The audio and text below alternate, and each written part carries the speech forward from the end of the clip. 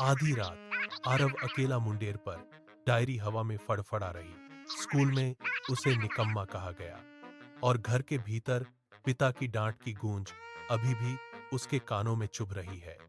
वह एक कोने में सिमटा हुआ है। आरव ने धीरे से अपना हाथ अंधेरे आसमान की ओर फैलाया। उसकी उंगलियां कांप रही हैं। उसने फुसफुसाकर कहा, काश यह सब यहीं ठहर जाए। अचानक एक नीली रोशनी ने पूरे शहर को अपनी चपेट में ले लिया। यह रोशनी इतनी तीव्र थी कि उसने बादलों को भी नीला कर दिया। आरव ने अपनी पलकें झपकाईं, लेकिन रोशनी कम नहीं हुई। उसने पास के खंभे पर बैठे एक कीड़े को देखा। वह कीड़ा हवा में ही जम गया है। पंख फैले हुए हैं, पर कोई हरकत नहीं। आरव ने नीचे सड़क की ओर देखा। एक कार खंभे से टकराने ही वाली थी, लेकिन वह भी हवा में स्थिर है। ड्राइवर का हाथ स्टीयरिंग पर जमा हुआ है, जैसे वह पत्थर का बन गया हो। आरव ने उसे हिलाने की कोशिश की, पर वह टस से मस नहीं हुआ। समय रुक चुका है और पूरा शहर एक मूक तस्वीर में बदल गया है। आरव ने एक गहरी सांस ली। उसके सीने की धड़कन धीरे धीरे शांत हो गई। उसने सड़क पर कदम रखा।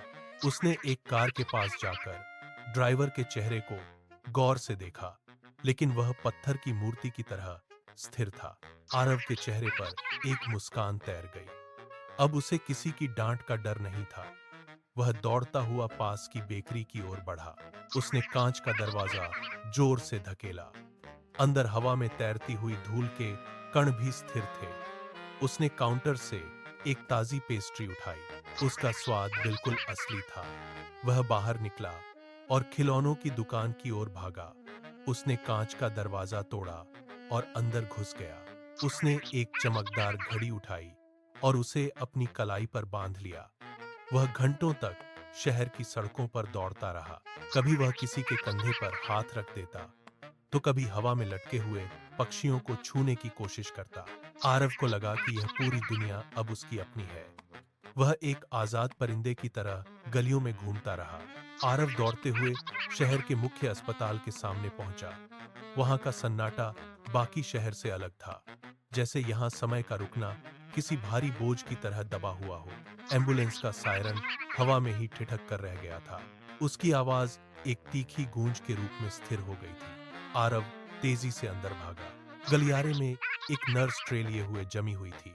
उसके हाथ से गिरती हुई दवा की शीशियां हवा में लटकी थीं। वह वार्ड के अंदर पहुंचा। एक छोटी बच्ची बिस्तर पर लेटी थी। उसका ऑक्सीजन मास्क ढीला पड़ा था। आरव ने पास जाकर देखा। मशीन की सुई शून्य पर अटकी थी। कोई धड़कन नहीं, कोई हलचल नहीं। आरव ने कांप